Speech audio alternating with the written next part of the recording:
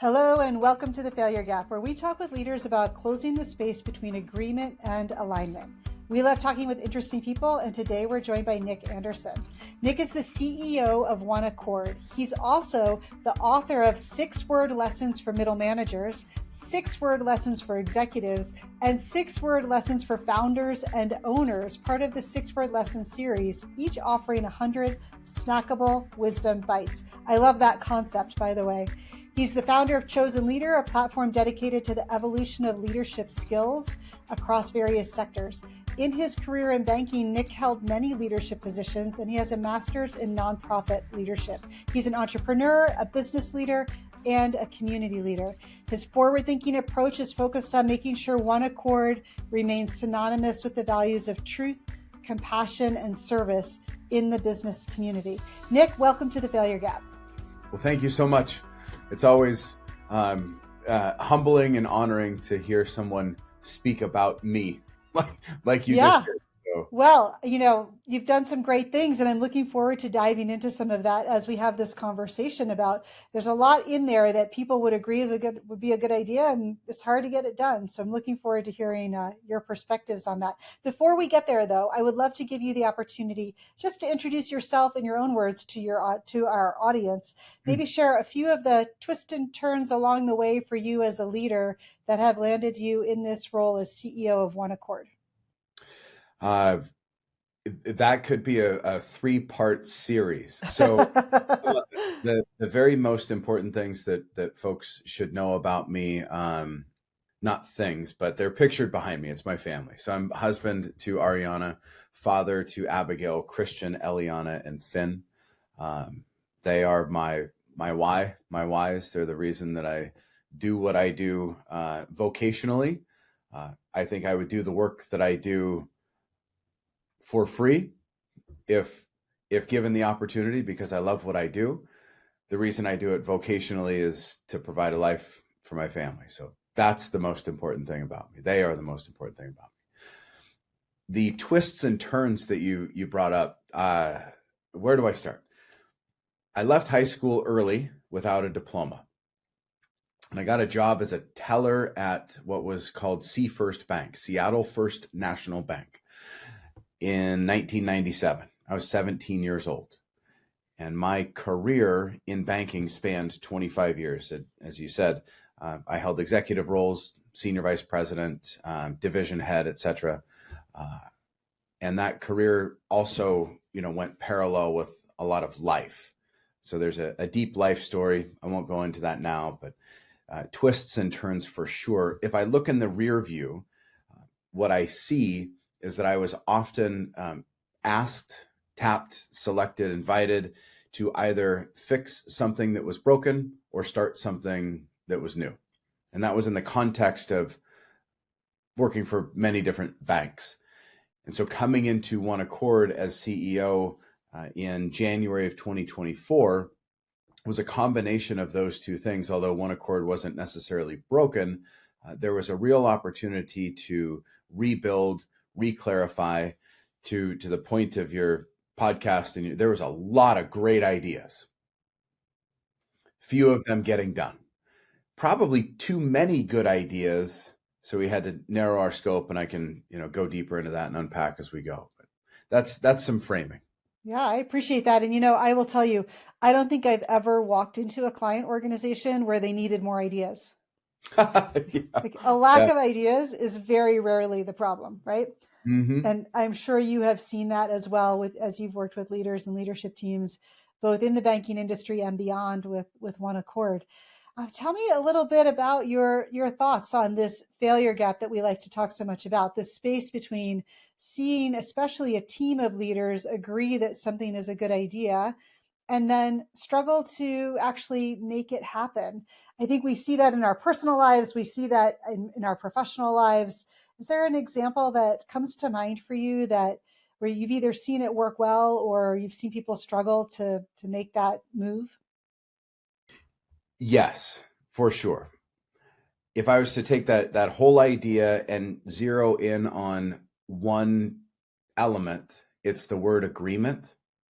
And I wonder as I think back in my experiences of those things that have seemingly been agreed to but have not been implemented. I just wonder about the integrity of the agreement. Mm-hmm. We in the space, in the sandbox that I play in, that we play in together, there's a notion of disagree and commit. Yeah. So we might debate something at length, and at the end of it, we don't get consensus, but we push towards, all right, team, for those of you who don't agree with this idea, will you at least commit to getting it done? And that's a great theory. It's nice in concept, and maybe it happens once in a while. I just challenge the integrity of an agreement that we have, that we make, and wonder if those really are agreements, or if they're rather just a communication tool to kind of pacify or get through an uncomfortable situation. Yeah, I think sometimes they're a surrender, right? It's Right like, word. all right, I'm just going to give up and I'm going to go play in my own sandbox. And you Yep. guys let me know when you're done with that terrible idea that you have.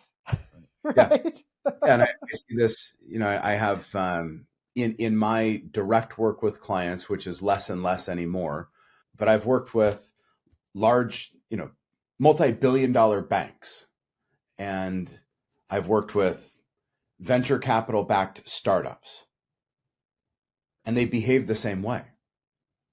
I've been in the room with the entire C-suite of a multi-billion-dollar bank where the CEO has an idea, and it's perfectly clear that there is not buy-in, there is not real agreement, but those in the room agree because CEO said.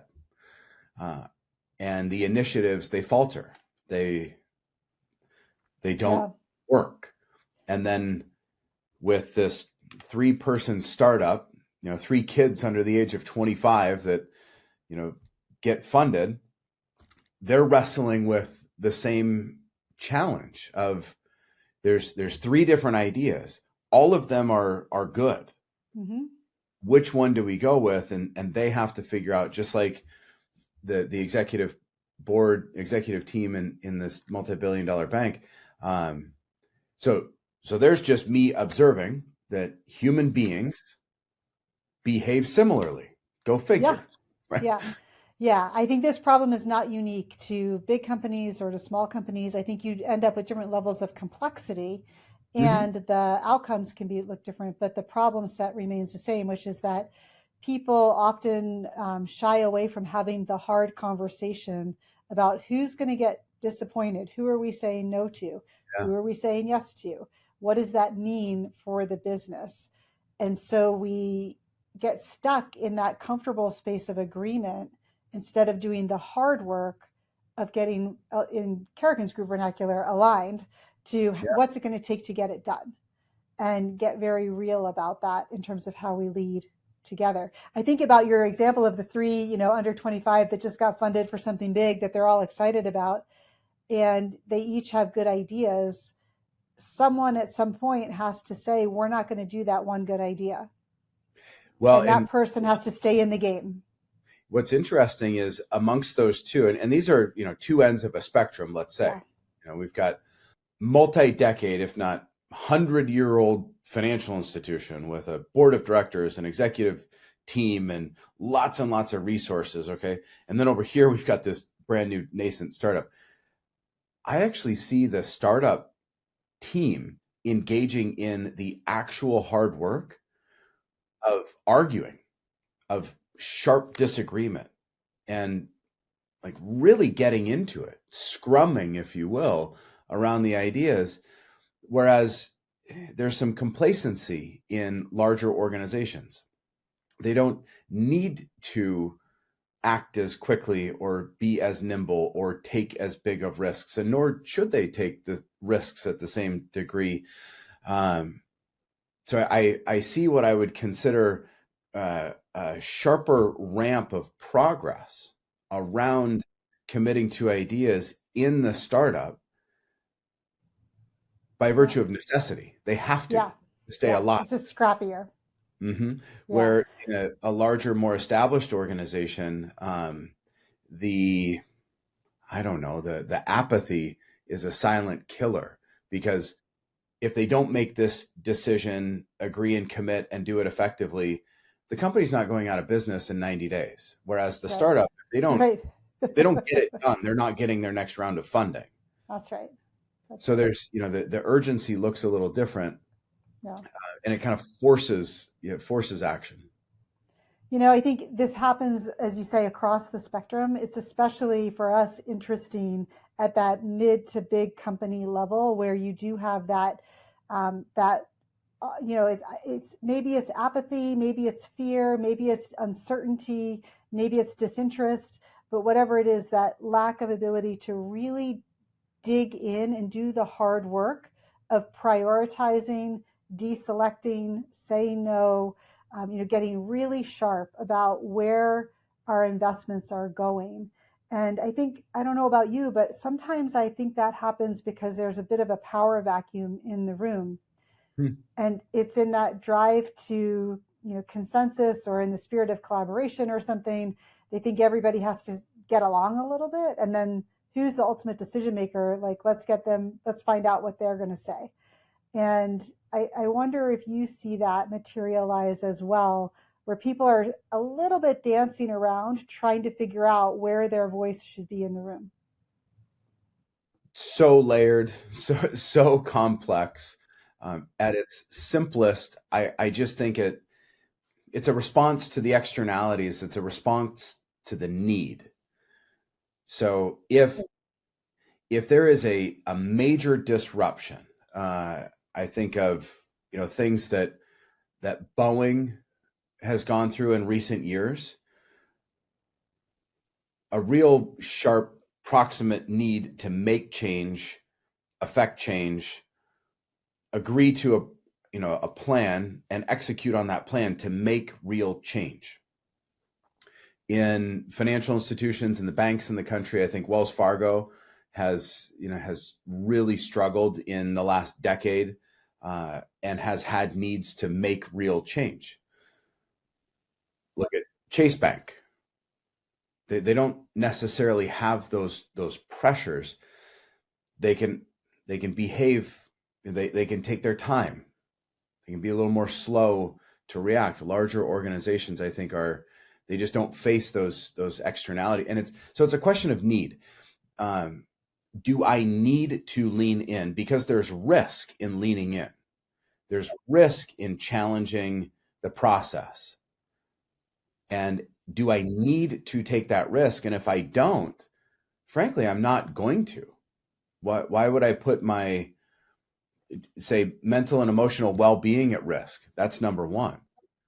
Number two, we're working down from Maslow's hierarchy of needs, right? Yeah. First I put my purpose at risk, or my identity, my acceptance. But at some point, if I lean in too hard, I'm putting my livelihood at risk. If I speak out too much, if I push too hard, I may not be invited back into the boardroom. Right. And so unless there's a real sharp need, I'm not going to put that much at risk. Human nature. That's my assessment. And then if we get down to the closely held business, irrespective of size, if it's a $400 million family business, or if it's a $4 million mom and pop shop, the owner of that business feels a need on a level that is different than the paid CEO, even if that paid CEO has a bunch of equity and their compensation is tied to the performance. It changes the dynamic. So I think it's a question of what the needs are of the people in the room that are responsible for making the decisions. And I think we often focus, instead of on the needs of the people who are in the room, we focus on what we think are, quote unquote, the facts, right? Like, what's the business case? What are the details? And we're not really thinking about what are the implications for the people who are needing to get aligned to deliver on this big ambition or this big goal. Yeah, I think that's a really interesting way to think about it. What are those needs? And curious, Nick, when you think about for yourself, we've all been in the failure gap ourselves. I always laugh because for me, it's foreign languages. Like, I would love to be able to speak another language. I agree that it's a great idea. And I have never gotten myself aligned to do it. I try, I dabble in it every now and then, but have not been successful for lots of fine reasons. But it truly is a failure gap for me. I'm curious if there's something like that for you in your life where you've experienced this idea that you think something would be a really good idea, but man, it's just hard to get there, or where you've been successful with it. It's a story of both. If this podcast were being recorded in September of 2015 as compared to September of 2025, you would be looking at a version of me that's about 80 pounds heavier than I am today. Wow. So for most of my adult life, I was significantly overweight, like a lot. Walk around at 305 pounds. And every day I saw that in the mirror and I thought, well, that should change. I wish that could be different. No fewer than 100 times in my life did I make a commitment to myself to change. But the need wasn't great enough. No doctor told me you're about to die. I had a wife and children. My family loved me. I was accepted in work and in society and community. There wasn't a need for me to actually change my life that was like proximate, that I was living with every day, other than I was disappointed with what I saw in the mirror.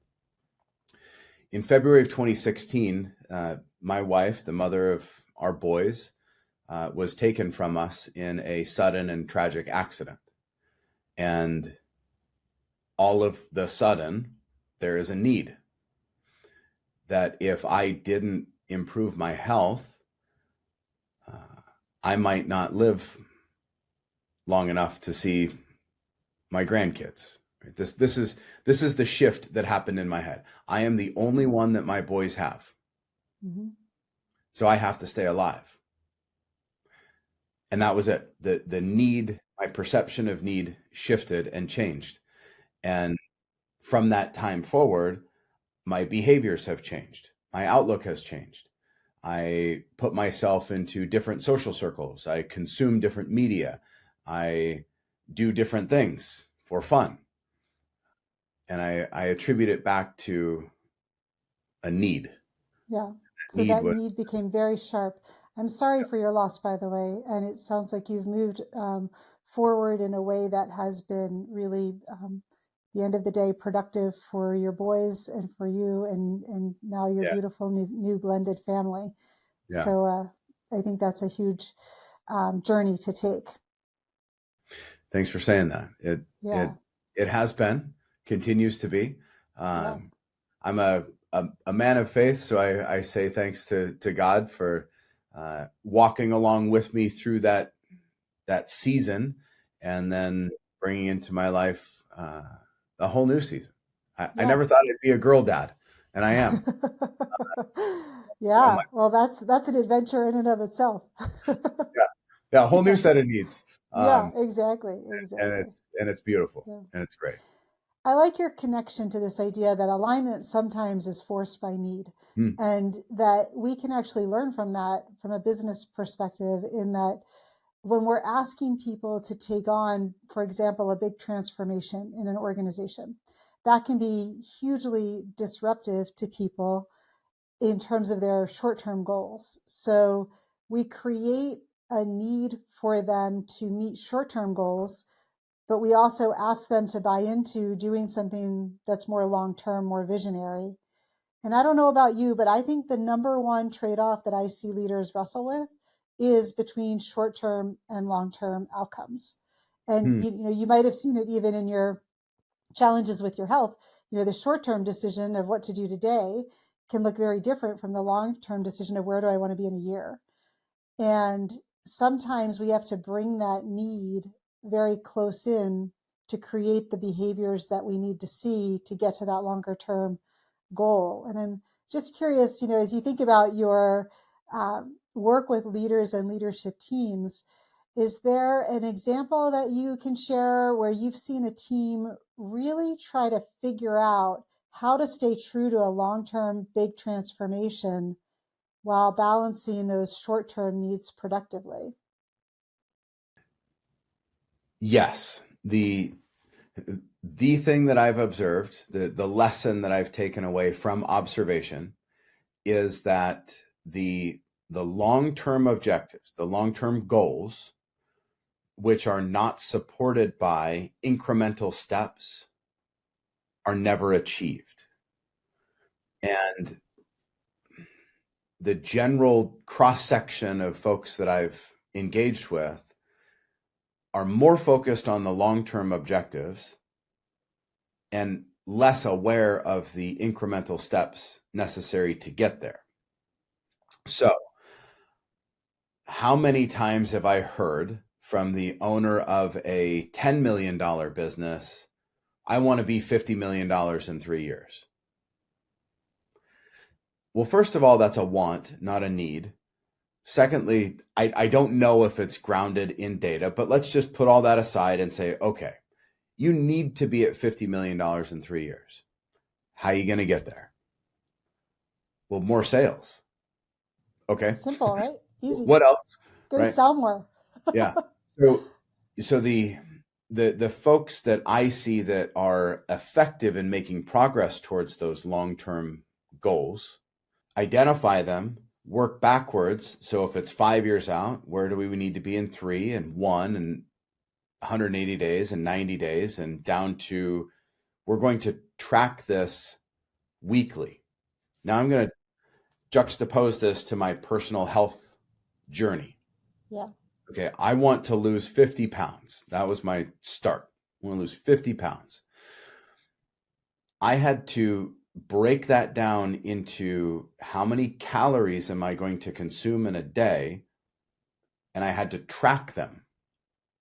Otherwise, today would go by, I wouldn't track, and I would miss my number.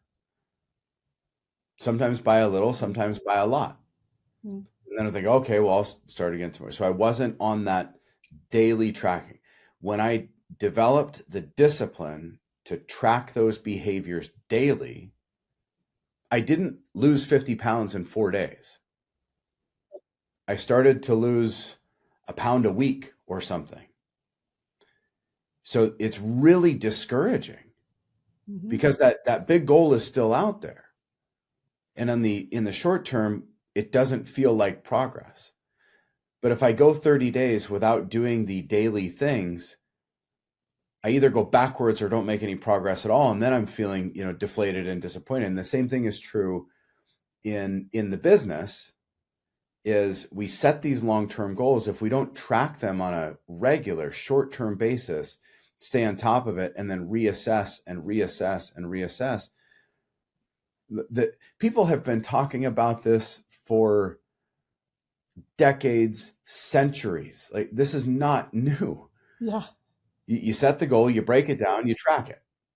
That's just it. And for some reason, the human mind wants us to think that we don't have to do that, or that it doesn't work or something. And we want things to be more exciting, more catalytic, right? We want that dopamine hit. And I think that is a real challenge. And, at Karrikins Group, we are always saying small things done consistently over time change the world. That's the only thing that does. It's the only thing that does, right? And yeah, I think it is, when we talk about the failure gap and we talk about people agreeing that something sounds like a really good idea and we should definitely do that, and they don't do it, it's because they're not getting going on the small things that, if they do them consistently, will get them towards that goal. It's very rarely that they're not doing enough big things. Think about this. I don't know about you, but I have clients who have kicked off the same transformation like 5 years in a row. This is what we're going to become an innovative company this year. Well, and there's a big kickoff and everybody's excited. And then they go back and no innovation happens because they're not doing the small things consistently over time. We have an initiative inside OneAccord. It's my initiative, something I want. There's one other person in the company that wants it. There's 35 of us. So Huba and I are the two that want this. In order for us to make it happen, we probably need 5 or 6 other people on the team to commit to doing those daily small things. I am not going to give up. I'm just not. But what you just said, speaks into my direct personal experience right now. I've tried to launch this initiative, and it hasn't found traction yet. And so I just believe that I haven't connected this initiative to solving a problem that our team has, so that it creates a need for them to engage. So if I can properly articulate to our sales team that, hey, if you bring this offer to market, it's going to increase the number of sales that you can close. It's a very low ticket item.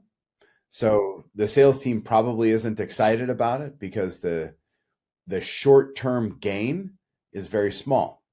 So, I mean, just to unpack it a little further, it's an entry-level offer for entrepreneurs and business owners to come to our office and do a one-day workshop. And the price tag on it is like $1,000. So if somebody sells a ticket to the workshop, their sales incentive is $100. That doesn't get them excited.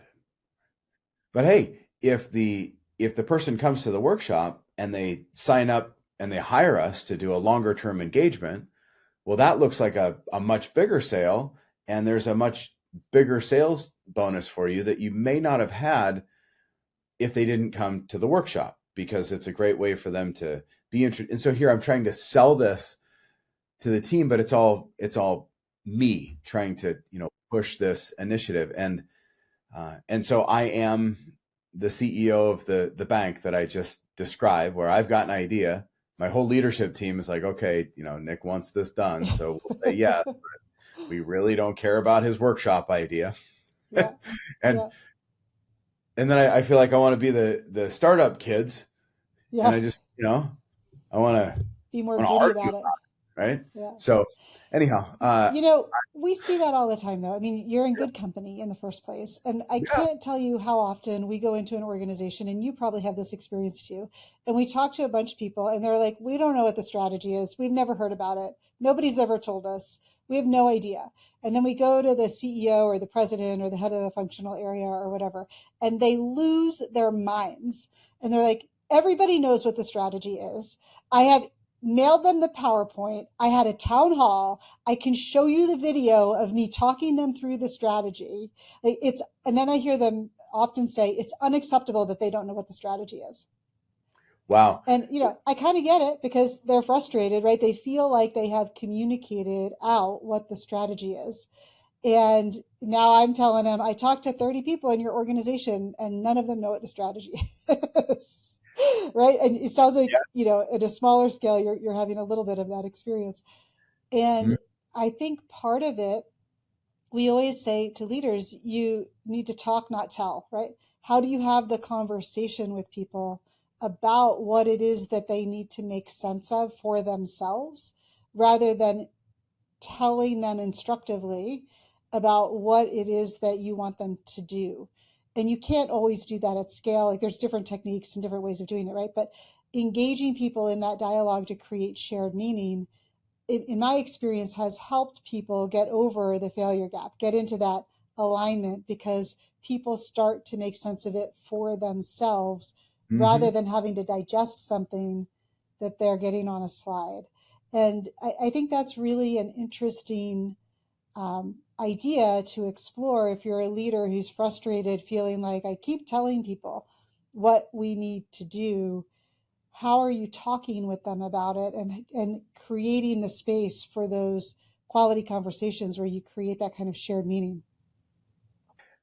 You might have just quoted me Yeah. a week ago as you were going through that. And I was told by somebody on our team, Nick, I've been at this for 2 years and I still don't know what the long-term strategy is. And I'm like, are you reading your email? You've been, Yeah. It is bullet pointed out, like what you just said. Okay. Yeah. So I have this mantra that I learned from a colleague in banking years ago, and it's successes are we and failures are me. So if there's anybody on my team that does not clearly understand the strategy, that's because I haven't done my job to communicate. And so I got the feedback. a couple of weeks ago, and I called an all team meeting. So we had 22 people in the room, and the rest of our team was on Zoom. And I went through in 2.5 hours the most efficient kind of visioning strategy session, and it was very elucidating, because it was the case that half the people were really clear on the strategy. I asked the question, in our long-term strategy, where's our next destination? Hands went up and people understood. When we reach that destination, what's going to occur? Hands went up and people acknowledged that's when there's an equity transition to the people on the team. So I could tell that some people were paying attention at a deeper level or had greater communication. They had made sense of this themselves.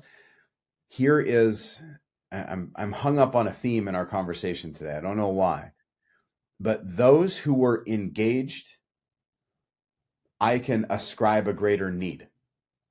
And those who were not engaged had different needs.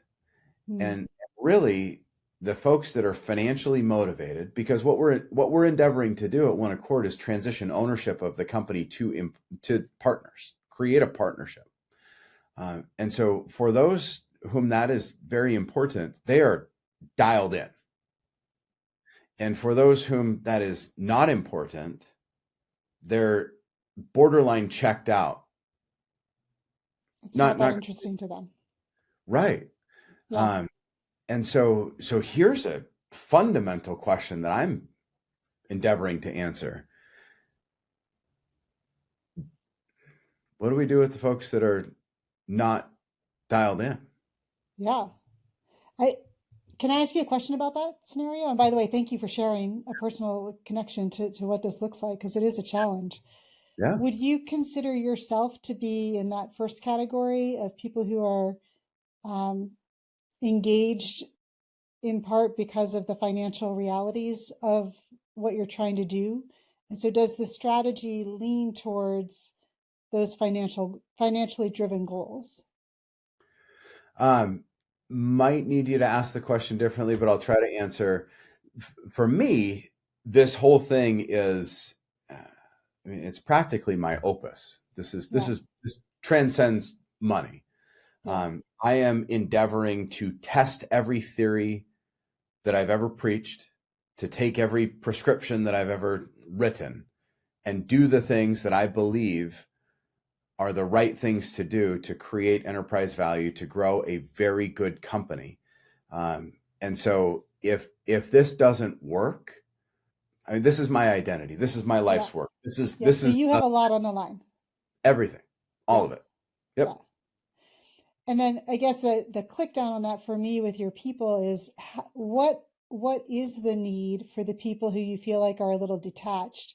If they're not motivated by the financial plan of the strategy, then are there other things that those people need that would connect them to that vision?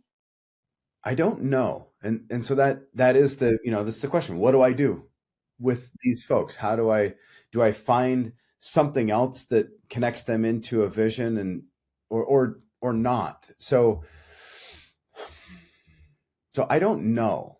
I don't know the answer to that, but what is clear is that there are individuals who absolutely want to own a piece of this company, and in their just demographically, they've got a career runway that's at least 25 years. And there are other folks that might have 5 to 10 years in the runway. And so for somebody who's got, let's say, 20 years, they can invest a lot over the next 5 to have some equity in the company, and then let that be really fruitful for the next 15 or 20. For someone who's got 5 years, earning equity in something that then is going to grow is less of a motivator. So why would they lean in? And I don't know yet. I think that will come down to an individual. For some, it's they want to give back. For some, they want to stay engaged. Some want to earn a living for the next 3 years, and that's it.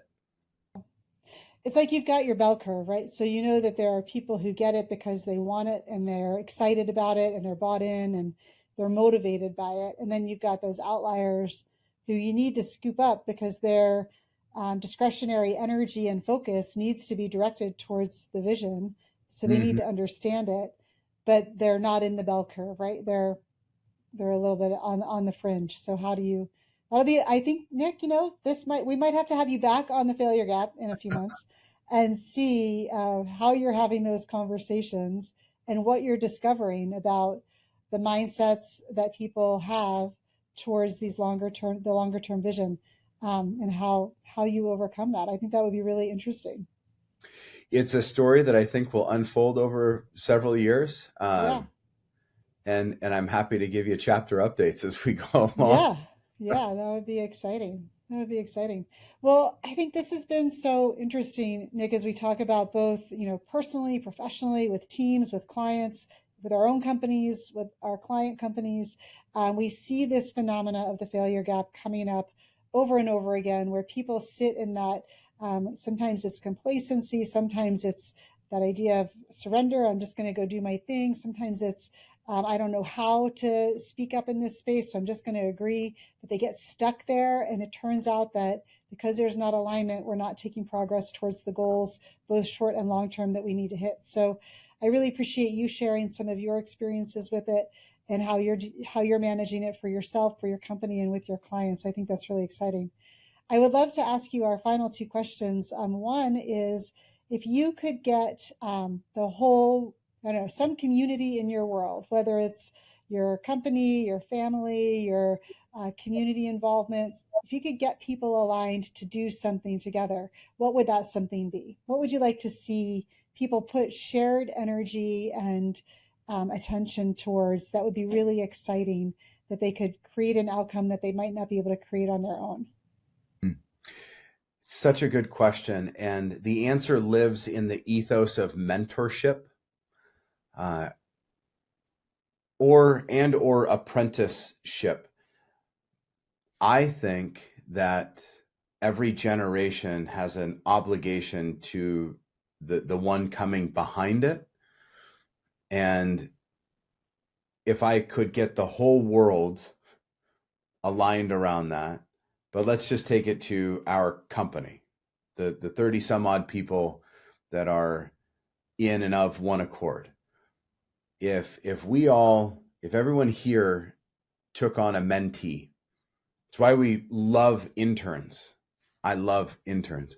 Um, that I think would change the world. There are so many of those 20 something entrepreneurs, 20 something year old entrepreneurs, or 20 something year old first job, second job in industry and in a company that just would benefit so greatly from having a mentor. That if that could just be just an everyday part of our kind of cultural norms, that I think would be world changing.